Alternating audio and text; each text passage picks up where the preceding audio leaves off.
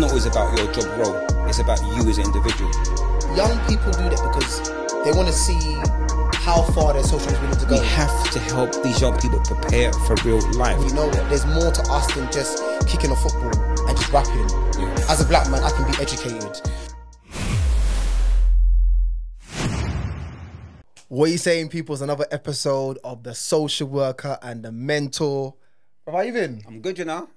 Summer's day, summer's coming. It's nice, isn't it? Yeah, man. Energy's good. Bro, it's been a minute since we filmed in it, you know? Yeah, it's been in it, man. Lots been happening, man. A lot's been happening. Yeah. Been happening. But wait. Before we get started, wait. Have they done it yet? I don't think they have, you know. Guys, did you hear that? Like, you should see it right now, yeah? Ching ching. You like, subscribe, and share. Like, So we've been telling you for the longest, yeah? Left and that right. We are on TikTok, we are on Instagram, we are on YouTube, Spotify. What's happened with the Apple thing? It's coming soon, bro. Yeah, it's coming Yeah, soon. you need to hurry up with I that, know, man. it's coming Cha. soon, it's coming Hurry soon, up. I know. I've been on some long thing, but it's No, coming I know.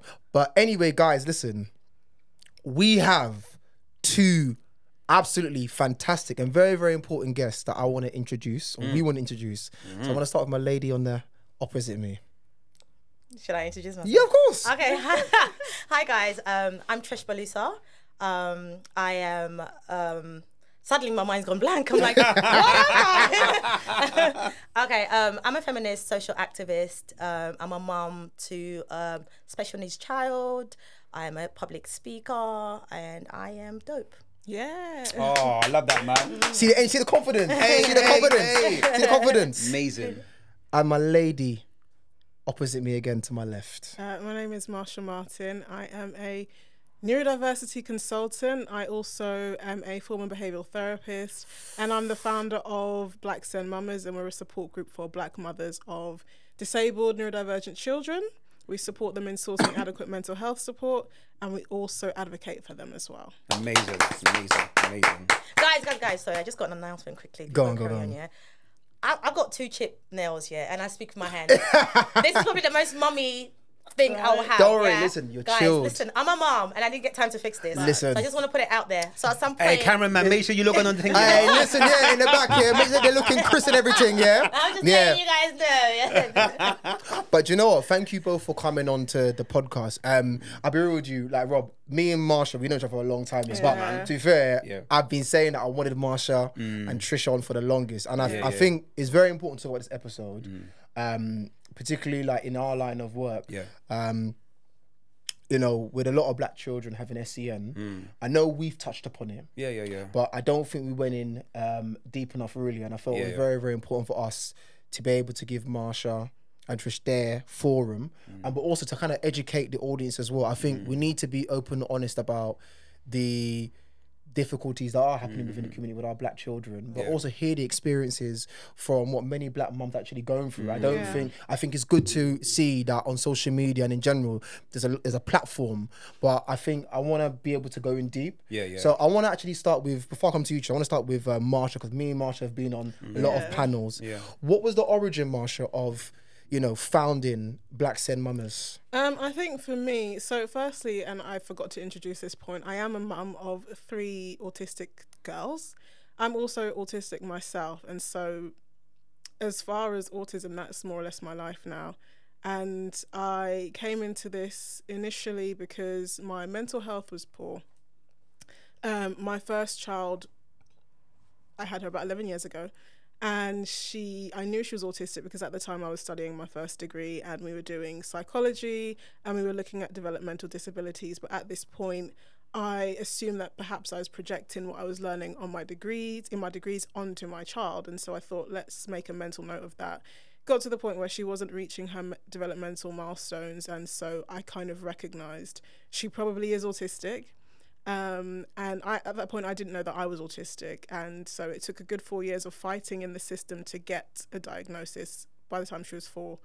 And then at that point I didn't really have a network because I had moved somewhere that was predominantly non-black. And I went to the mummy groups that they had suggested to support me and my child, and I had experienced overt, explicit racism from the mums there, and then I just felt like I cannot navigate trying to ensure my child has a great quality of life given the fact that she is autistic, and racism at the same time. Like, no one has time for that. When you say groups, is it through the local authority? It's through the local authority. So I was quite proactive in getting my diagnosis for my child and in everything else. And so I was already accessing the groups when she was 3 years old, 4 years old. And that's just the mummy and kiddie groups for SEN, special education needs children. And so by the time she got the diagnosis at 4, they were like, well, we can't help you because she's not in school, so there's nothing to enforce any kind of SEN provision. But you can go to the groups. And I was like, girl, I've been there and I can't do it because they were horrible. They were awful. They would actively ignore me. They would cut me off when I was speaking. It just wasn't the space for me, especially given the fact that my mental health had already taken a nosedive. So effectively, I found myself kind of isolating, staying at home, which is probably and I know for a fact, just because we support over 3,000 black mums of children with needs. Actually, wait. You need to actually say that again, because people, I think, I want to give my flowers and claps to Marsha for what she's doing. You need to say that again, Marsha. I think what we're going to do as well, right? Yeah, we're actually going to have this information on screen. We need to. Go on, Marsha. So currently, Black SEN mamas are supporting just under 3,000 black mums of neurodivergent disabled children.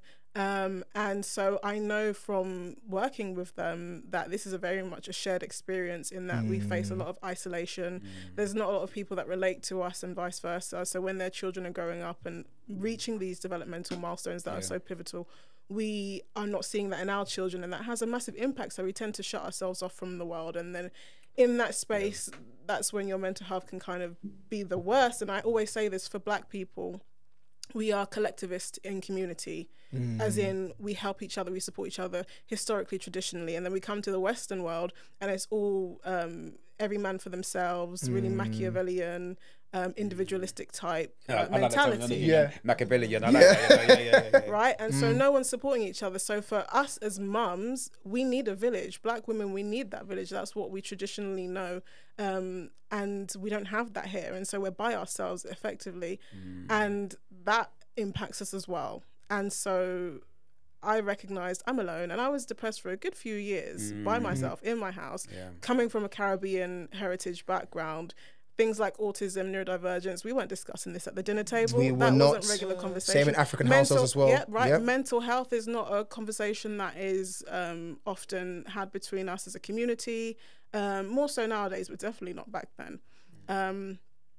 And so I recognized I need to find my tribe. I need to survival. I need to, right? And I wasn't going to get that living out in Essex. And so I just thought, let me create a group online. And I did Instagram, the Black SEN Mama page. And I thought maybe we'd have like 30, 40 people at the most. And then after a couple months, it was at 100 people. And then it just kind of escalated from there. Amazing. And I think the most important thing to note is I fund everything. So the mental health programs, the therapy, the mummies nights out, the advocacy, the lawyers, the special needs lawyers, I fund all of that for the mums to utilize, because I know a massive barrier is access due to funds and that not having the funds, right? And so I have to funnel my money into that. So I couldn't afford promo. Yet and still, we've come up to 3,000 mums without me being able to advertise anything. And that is, I think that speaks to the fact that there's a lack of that kind of support, but also how sorely needed it is for us. So, God, there's so much I've got to say, right? Right. Same as well, But, so regarding the funding, right? because, all right, I'm actually, one of my child was born with autism as well, so it's quite interesting, you know, and because I feel fathers who have children with autism, there's not enough groups as well. Absolutely. Right, But that's another conversation that I But you spoke about, do you think if you was in London, do you think the support group or the support network might have been bigger? And in terms of the funding as well, right, have you tried to like look into the funding area? Because for me, it's a necessity in terms of what you're doing as well. I can address that. So initially, so let's talk on your first point about London. So nearly 3,000 mums, I'd say, for whatever reason, 80% of those mums that utilise our services and are in our group are in South London. Right. There's a lot of neurodivergent disabled children in South London for whatever reason. I wouldn't like to speculate, but I'm not. It could be that their services are quite dire, and so those are the mums that are actively reaching out because they just need that help. But I'm looking at all the boroughs and I'm like, everyone kind of needs help. But whatever it is, it's concentrated in that area. So online we have, the luxury of being able to reach out far and wide kind of thing. So I don't think I need to be inside London, because I'm from Hackney, by the way. I'm not from Essex. I'm not these people. I'm not these people. I just moved there when I was a teenager. Yeah. But I don't think I need to be bang in the middle of London, because I'm constantly down here because of the people that I support. As far as the funding, that's really a long story, but we've been trying to get funding for the full 3 years that we've been up and running. We have now, but I'll speak to the first issue. The powers that be that would be able to confirm me as a registered charity, which is what I wanted to be, they didn't like the word black in Black SEN Mamas. They said, and we've had this conversation. We have. Yep. They said that it was too exclusive, and so I made the point. I was very explicit. I said, we cater to a certain demographic may be more attracted to us because we do things with a culturally sensitive insight, but we don't practice exclusion in the SEN world. I faced that exclusion, which is why I created SEN Mamas, and I wouldn't ever exclude anyone else. Everyone can access our service. It's just we're talking on matters in the Black community, dispelling ignorance in the Black community, and so on and so forth. So certain people are going to be more attracted to us, i.e. Black women, right?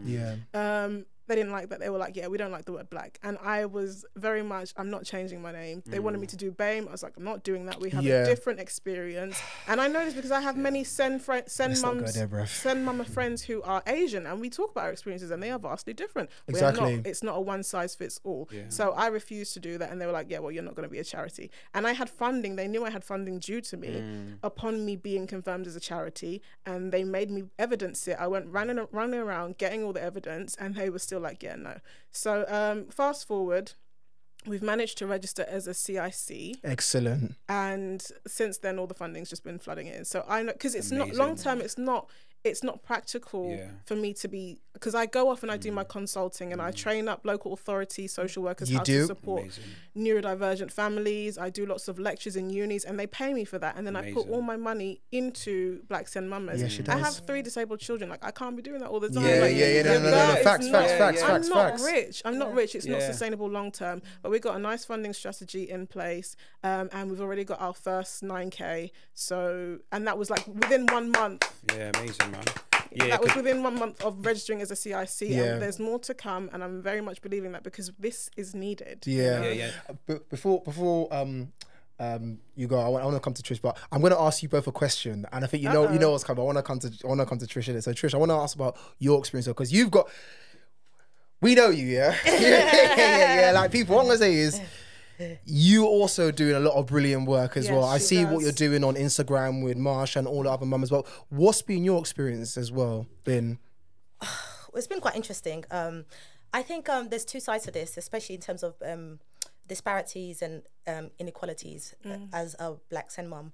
I think there's an aspect of when my son's symptoms were flagged up, he was quite young, and I'm not gonna lie, around 6 months I started clocking that something was a bit different, especially when I was weaning him. He would always vomit, and because of my own work experience, I'd worked in school with children with learning difficulties. I worked with autistic children, Down syndrome, developmental delay. Sorry, the English is not Englishing.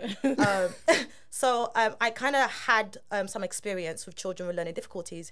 So when my son starts showing up certain signs, I think as a mum, you kind of want to be in denial. But I think if you worked in the school system, you've had to speak to mums who are in denial. And so I'm kind of conscious of, don't be that parent. You don't want to be that parent that you've judged before. Do you know what I mean? And so that was quite conflicting for me. And also I think sometimes having people around you who also don't want to accept, because they also love that child. They're related to that child. So it might be family members. And it's due to maybe like loving ignorance to some extent. Like, no, don't say that. Don't say that. You know, don't speak it on the child. Do you know what I mean? When you're showing concerns, almost as if what you're saying is the issue, not what you're experiencing. Right. And then obviously he was, I used to bring him to play groups from very beginning. I noticed that there was texture thing, like when we're going to like play groups where they play with textures, sand and stuff, I'd noticed that he'd be like freaked out by sensory. And when the kids are like being given snacks, he's the only kid who would look at someone like they've offended them when they're offering him fruits. And I'm just gonna like, I'm seeing these things and I don't really want to admit it. And then I think the first nursery kind of flagged it up. They said like he bubbles, but he's not bubbling like children his age. You know, at this point they babble like it's supposed to be a conversation. Whereas he'll babble when no one's around, and when we interact with him, he stops. And so there was like, that's a bit of a thing. And obviously I went and spoke to my GP, and then my GP as well, she's Black, so she was kind of like, be mindful that they're not just trying to label a Black baby. So then there's that aspect of it where you're also trying to make sure that you don't get labelled as something that did that cause a barrier for you? It did. It was conflicting because there's a part of me that was like, I don't want to be that mum in denial, but then I also don't want to be the mum who's shoving her kid into a system that he may not belong in. Right. Do you understand what I'm saying? So that was quite conflicting. I think you need to say that again. That's very powerful what you just said, actually. What did I say? Yeah, what you just said about shoving him to a system doesn't belong. That's quite important. Yeah, I didn't want to deprive him of the resources if he's diagnosed, but I didn't want to shove him into a system that he doesn't belong to as well. Because I think being an activist and being conscious of social issues, you know how easily it is for us to get labels that are seen as negative. Yeah. So I was kind of like, okay, I'm trying to manage this in a way that's sincere and in the end it's beneficial for him. So then I think the second nursery flagged it up. That's when I'm like, they can't all be wrong. Do you know what I mean? Yeah. And also, I am also seeing that he's got intense reactions, like emotional regulations, quite extreme. You know, like his emotions are really, really intense. And then his dad will be like, "Oh, he's just got anger issues." I'm like, "He's a baby." Do you know what I mean? Like, I think, like, you know, there's everyone trying to comfort you, but sometimes comforting you actually alarms you because someone saying, "Oh, he just got anger issues," you're like, it invalidates your experience. You know that you're experiencing. But then you also think, are you telling me what the parents in denial also said when I was looking at them like, you really don't want to accept this? Do you know what I mean? So it was that sense of like, you have conflicting feelings. And then there was the third nursery actually, not just today to say it, but I also told them when I put him in nursery, I was like, hey, this is what I think is happening with my child. I think at the time I thought it was ADHD. I was like, I'm suspecting ADHD, you know, I suspected myself of ADHD, so I was like, maybe it's ADHD, but also his cousin from his dad's side has autism, so I was like, but there is also autism on the other side. And then the nursery was like, we think it's more autism, do you want us to go ahead and do a referral? I was like, please, I've been waiting for someone to do this. So then they did the referral, but then it was a waiting process where I feel like they slacked a little bit, because at first it was in Luton. At this point it was like, it's going to take, there's a year wait, or almost a year, 50 weeks wait or something like that. I was like, okay, cool, I can wait for that. And then it kept getting longer and longer. And I'm like, well, it's been a year. Like, now I started chasing it up. I realized that actually, is he being moved down in the line or something? Because what's happening where... No, they just have extremely ridiculously long waiting list. As more people are starting to recognise what neurodivergence is, people are trying to get their children in for early intervention. And so the referrals are just skyrocketing now, isn't it? They are, yeah. And unfortunately, the NHS cannot handle that. There is something called right to choose, whereby you can be referred to other clinics via the NHS. But even that has, you know, somewhat of a waiting list as well. I think a part of the problem is as well, right? Yeah, I mean, as you both know, right? Yeah, it also depends on the type of autism. You've got verbal and non-verbal. The spectrum, isn't it? Yeah, so the spectrum. So some are actually deeper than others as well, right? Yeah.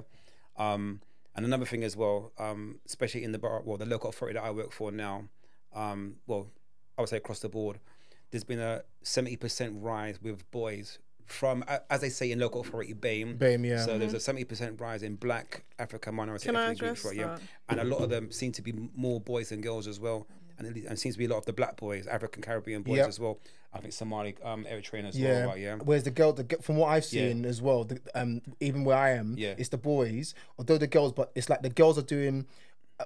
When I've spoken to education professionals, it's like the girls have got it, but in their education they're thriving as well. So I don't know whether that's also a gap, because we think our girls are doing better. Actually, there's the level of need is lower. Can I address that? Go on, Marsha, just as a former behavioural therapist and someone that does train on these kind of things.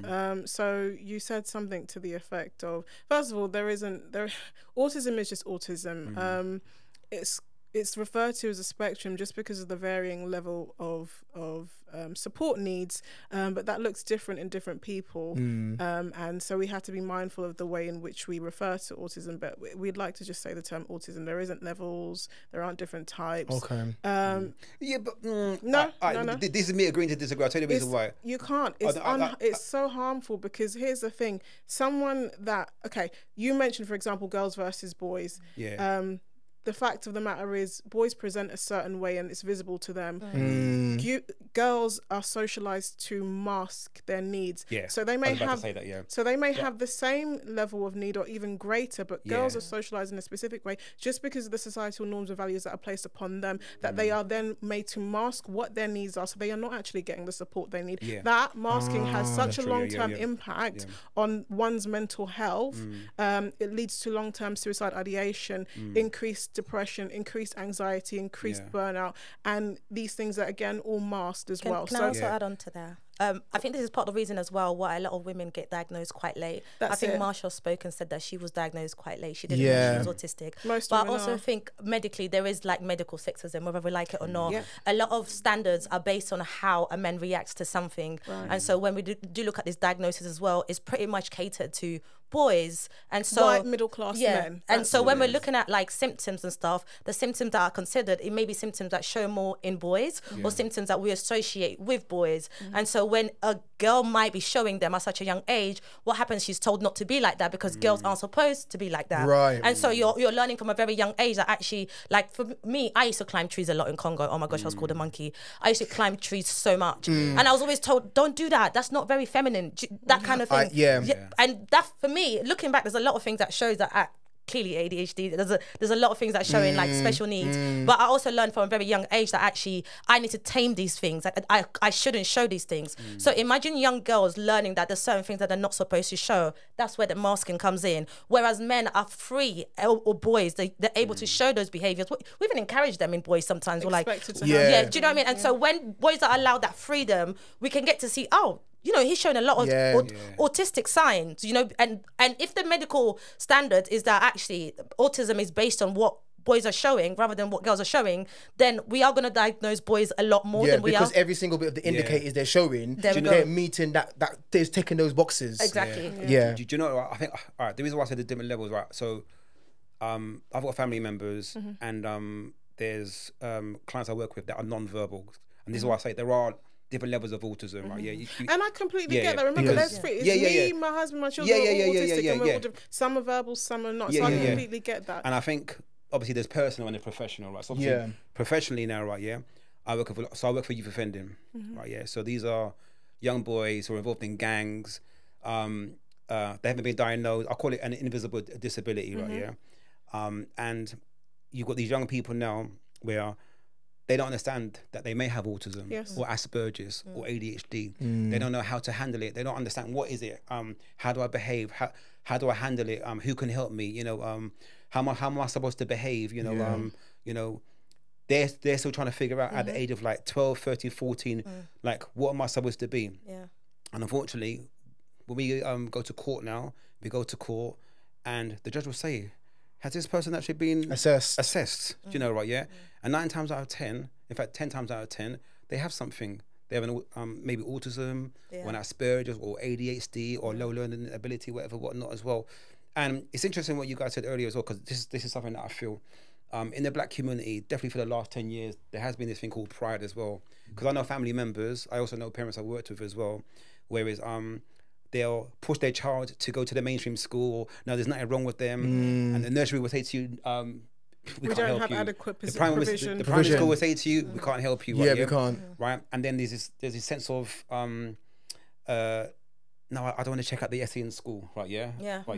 But then when you go to the SEN school, you're thinking, oh my God, this is absolutely amazing. And the support. Smaller classes. A lot more attention. So you are right. There is this ignorance within our black community, and this is real There's a stigma around it. Even now, like you know, there is. I've had to tell certain family members and even cases that I work with, like, listen, you need to just put your ego and your pride aside. There is a lot of ignorance perpetuated within the black community concerning neurodivergence and disability. The issue is a lot of people don't take on the onus to do that research because it doesn't seem to affect them. And it's funny because if they were to really look deep enough, they'd find that there are members of their family that actually are neurodivergent, potentially themselves, but it's because we don't know the information and what to look for. So when I say levels, it's just that when autism and the traits of autism are not presented to us entirely, we only see the more extreme versions and associate that with autism, and that's not the case. So someone that is verbal could be equally suffering and not getting their support needs met. So it's quite harmful when we don't acknowledge that, because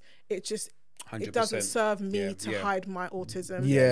And just to add on to that, actually, I think there's also a lot of projection when it comes to parents with children with special needs.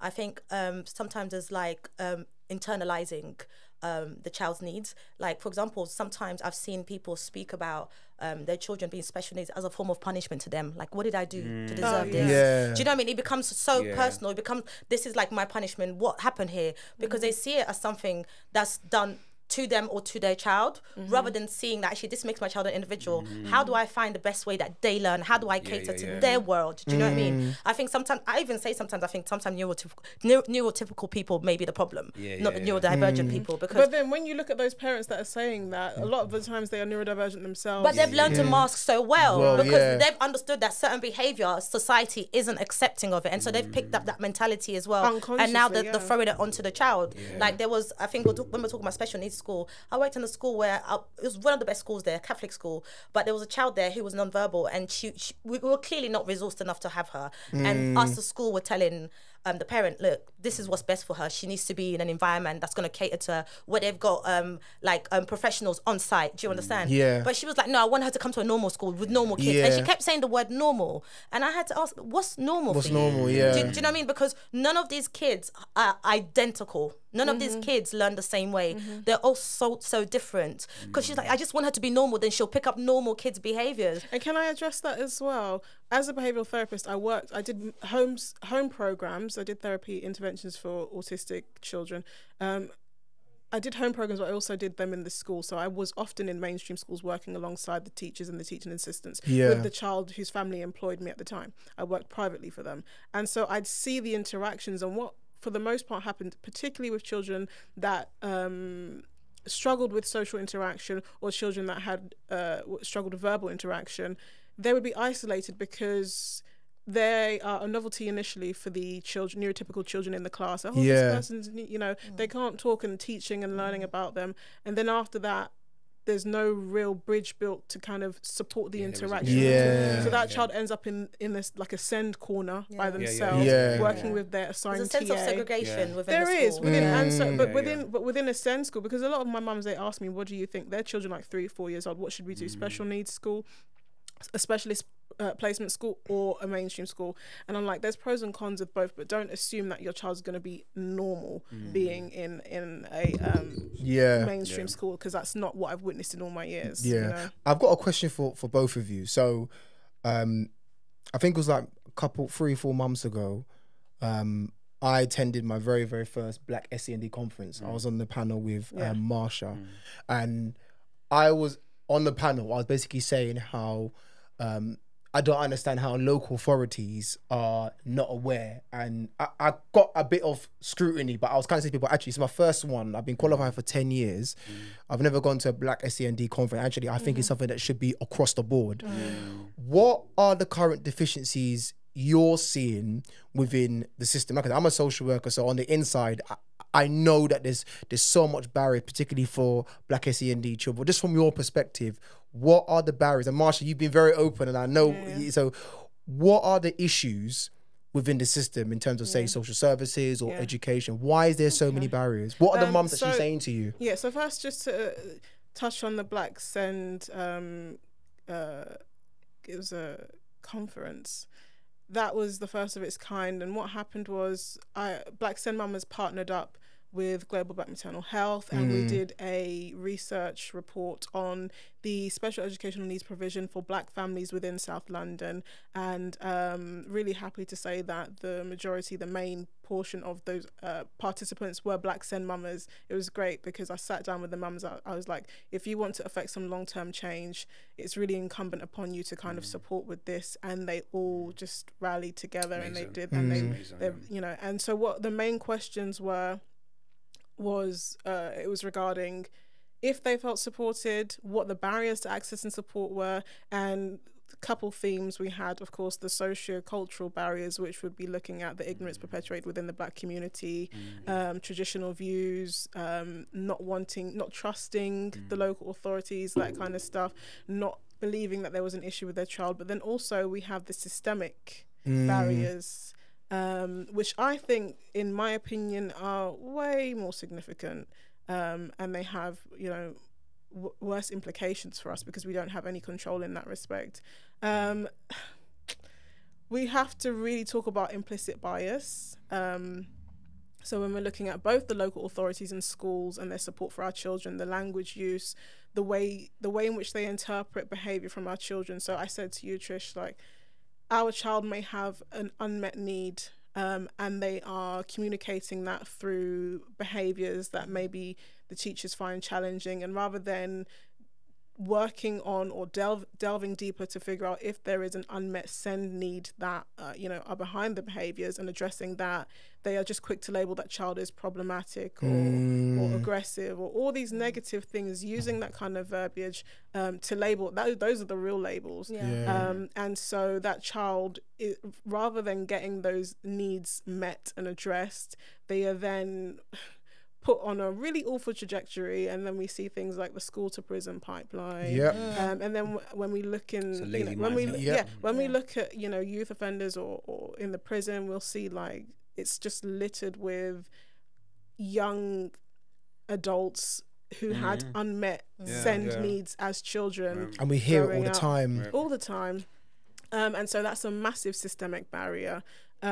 Feeling like you can't really trust your caseworkers and the local authority, having to constantly be the linchpin in the entire SEN journey. So for me as a mum, if I go and my child gets diagnosed, I'm then liaising between all the different departments so that my child isn't lost within the cracks, because this department isn't communicating with that department. And this is vital information to our child's progress and outcome that is just being lost, or someone hasn't. They're not speaking. The admin part is ridiculous, you know, and so we're going to all these different places with the bundles that we've picked up from the doctors and then the local authority bundle, and then we have to sift through that paperwork, and it's like, my guy, I'm struggling with my mental health already. I barely want to get up in the morning. My child has you know, significant needs that I need to find a way to support. As someone in the Black community, I don't even know about this kind of stuff, right? Educating yourself on that, then fighting with the schools. They're telling you, calling you every moment, your child's doing this, your child's doing that. And there are so many cases with the mums whereby the child's behaviour is a direct trait of their own neurodivergence. For example, if the child's ADHD, I've had a teacher say that about my child. Oh, she wasn't concentrating. Well, you know, she has ADHD. What do you expect? And my child, she tried to punish my child because she didn't pay attention for the board long enough, even though there is a massive issue with my daughter's ability to engage in shared learning. And I've made this clear to them, but the issue again is their interpretation of her behaviour, which is she's just not behaving. And so it's then been a fight for me to try and implement an educational healthcare plan, which is kind of the plan that stipulates what the child's needs are, and then the provision that's a legally binding document. And also the age they're going to have it up to as well. Yeah, but you know though, right, right, so see schools, right, right, I'm going to be very careful what I say here, right, right, so, and everything you said, you're absolutely right, and for a long time, I had the same mindset as you, right, but I've just realised something about schools now, right, and it is what it is now. Schools, no, a head teacher has told me, we don't have time or have the capacity or the staff to helping pupils with extra curriculum. We're very much, you can see that. Right. I'm not saying they don't care, right, but for me, it's a business. It shouldn't be. That's not how education should be. I know that. You know that. But I'm telling you the reality. It's a business. You know, there are certain schools. A child might have an EHCP plan, right? Right. That child is worth £50,000 to the school, maybe even a little bit more. That child's in care. There's a thing called pupil premium. It's about 8 or 9 grand, right? That child has for an education facility, might through be like the virtual schools, you know, certain things, whatever, whatnot. It's a business. So that child has maybe got autism and ADHD, and he's flying off the handle. He's swearing, telling the teacher to go suck their mum, and all crazy behaviour, whatever, whatnot. And you're thinking, rah, how come this head teacher's not getting rid of this child and everything? But it's because he's worth the peas. No, I absolutely. And I hate saying this, right? But I'm just giving you the reality. I've been doing this from Go on, Trish. No, I was gonna agree with that. I think sometimes some schools know that they're not capable of meeting the child's need, but they'll accept the child because of the fundings. But I also wanted to say, in terms of the types of discrimination that we face or the inequalities, I wanted to touch up on housing as well, because I'm glad.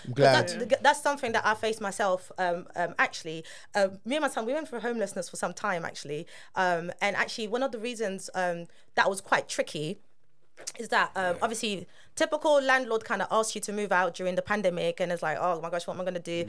Then the people who are supposed to help me with finance end up dying. That's my mum, and that's my dad and my stepmom. So I was like, what the hell am I going to do? So I end up going to council, and they were like, okay, we'll work with a third party to get you housed. And then the 2 places they offered me, and that was when my son's tantrum was at his worst, and he's not diagnosed, but he's had 2 nurseries flag him up already, because at the time all the services are down as well. And we're in Croydon's gone bust, so it's like, what do we do? Everything's shut. So I was literally in a sticky situation, and so the houses that they offered me were both stairs, and at that time my son doesn't know how to climb stairs, which is one of the reasons why it was flagged up, because they said at this age you should be able to, you know, his motor skills is quite behind. So I was like, we don't have stairs and he doesn't know how to climb stairs, so I won't be able to live here. And also when he has his tantrum, he's either banging his head at the time, or he's thrown himself meltdown. Sorry, when he's having his meltdown, or he's thrown himself down the stairs or running towards a moving vehicle or train. It was literally that bad. So when I'm looking at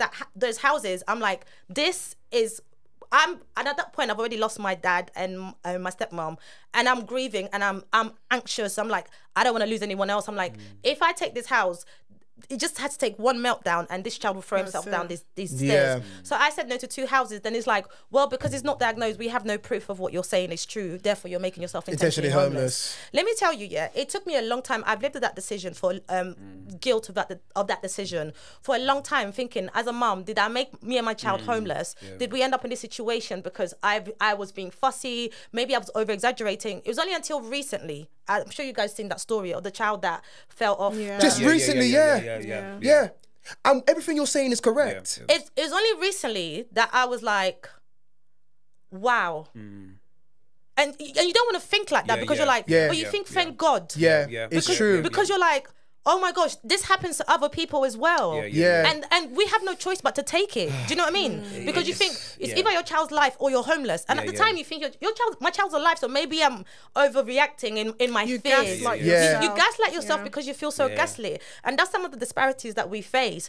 And sometimes we don't even know the inequalities we're facing until someone else is telling us you should be treated better. For example, I didn't know how badly I was being treated by like housing and stuff like that until I was speaking to my cousin who was studying therapy, and she was doing I don't know what they call it, that work experience thing. I don't know what they call it, the right term in uni. Placement. And she needed to do a session with someone, and she asked me if she could do me because I was grieving at the time. I was like, okay. We spoke, and I'm telling her about what I'm going through. She literally was like, Trish, do your doctors and the councils know all of this? I'm like, yes, I'm literally the care coordinator of my son's health at this point because I've been passing on information. You see that? And you hear it, and the thing is, what Trish is saying is, I can say as a social worker, you see, when it comes to housing, we talked about housing before, innit?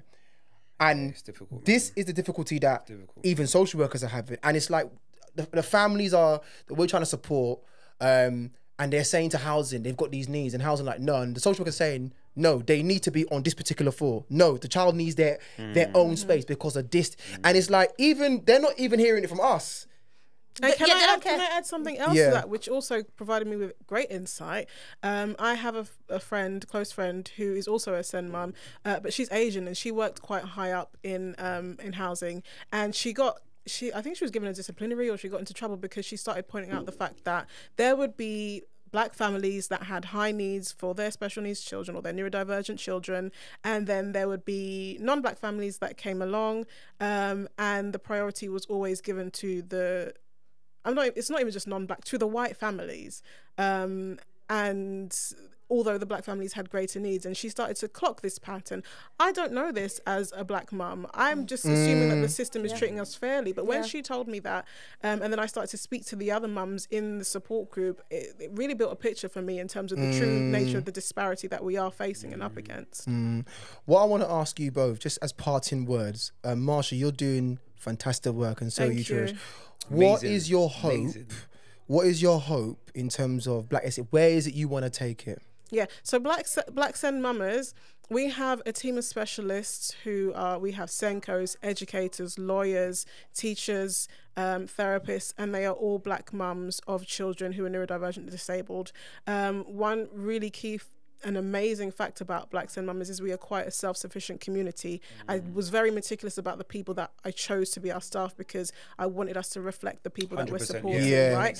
Well, and so when we look to the wider community of nearly 3,000 mums, we're seeing lots of specialists in their own right. And I always say this, anytime you need a housing officer or a social worker, there's always someone in the group that's willing to support you. Amazing. Right? And Marsha speaks to me. And Nana has supported me as well. And so it's just nice that, okay, no one else has us, but we have us. Yeah. And that's what I would like. I would love for us to kind of remain on that trajectory whereby we're recognizing the importance of community, the importance of having a village and being sufficient for each other so that we don't have to rely on these systems that were not built for us. Trish? I would kind of jump on with that and agree with Marsha. I'm the same. I kind of, the way I look at everything I do, I mean, for me, social activism is a bit of everything.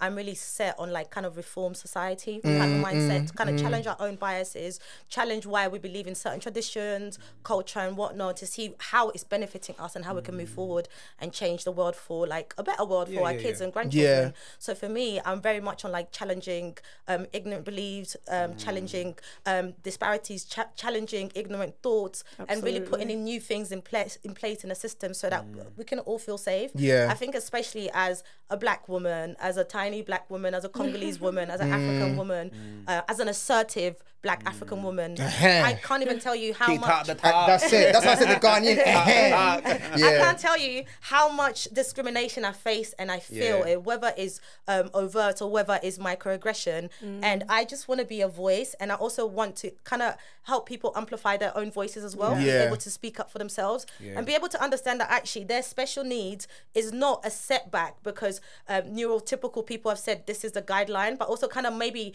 finding new guidelines that includes everybody within their weaknesses and strengths. Do you know, I want to say something, right? And we'll talk after. All right, so I'm very big on the message getting heard, right? And I feel a documentary has to be made somehow, some way, right? And I think we know. So I'm being serious because there's social media, but sometimes we need to do like short little documentaries, right? I have had producers reach out to me, but you have to be careful. You see what you're doing. It's a necessity. No. Listen, it is a necessity. Oh, I know. Right, and also for fathers. Fathers get often forgotten about. Those who have a child with autism, right? Who are not with the mum no more. And there's a breakdown of communication, but the child needs that help still. So for me, like we need to do a project together somehow. We do, and we are going to. Ladies, please continue doing a fantastic. 100%. Continue being great. Keep that energy. Thank you. Keep being amazing, right? And it's been a privilege today. And honestly, I just want to say as a party, I want to really thank you both. Marsha, I want to thank you for the work that you're doing. I mean, I followed you from the very, very beginning. I've seen, Marsha, how you've grown.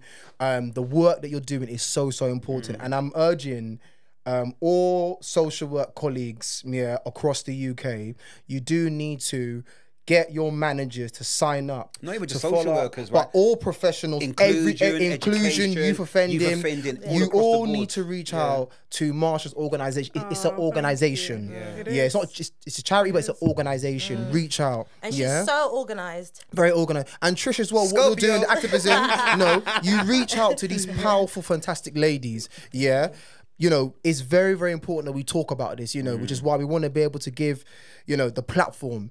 It's an issue. Social workers, everybody, please make sure you follow. We're going to put their details in there. You're going to see it's going to flag up, but make sure you follow. Nana, can I say one more thing before we close? That's to address the mums that are Black SEN mamas. There was a week where I had 3 mums come to me and say that they no longer wanted to be alive, trigger warning. And in that time, I recognised the importance of a space like this. You need to reach out. You need to reach out if you're feeling alone. You need to reach out if you're isolated. Maybe you don't feel that you're at the point where you can come to us and do the therapy courses or anything like that, but at least come for a sense of community and sisterhood. That group is it's been genuinely life-saving for so many mums. I don't want to lose anyone. And it's an isolating journey. It is. Yeah, even with people around you, let alone because when they you're don't alone. understand or they gaslight you. Yeah. And I think it's important for us to be able to say that actually we're actually open to conversations like this as well. well. Of course, Listen, ladies, I'm telling you as a man, as a father, I've been there. Yeah. It can be cold, Yeah. lonely, struggle, right? Yeah. You have it's full of guilt as weeks well. of depression, pride, shame. Does my family accept, my child? And to black fathers, I do know support groups for black fathers as well. So you're not if you alone. want to reach out, I can direct you to them. Please do. But no, thank you Big so up. much. Yeah, man. Big up. Big Thank you thing. so Yeah, much. man. Yeah. So guys, you know where to find us. You like, subscribe, and and please follow Trish and follow Marsha. Thank you very much. Thank you guys. Thank you for having us.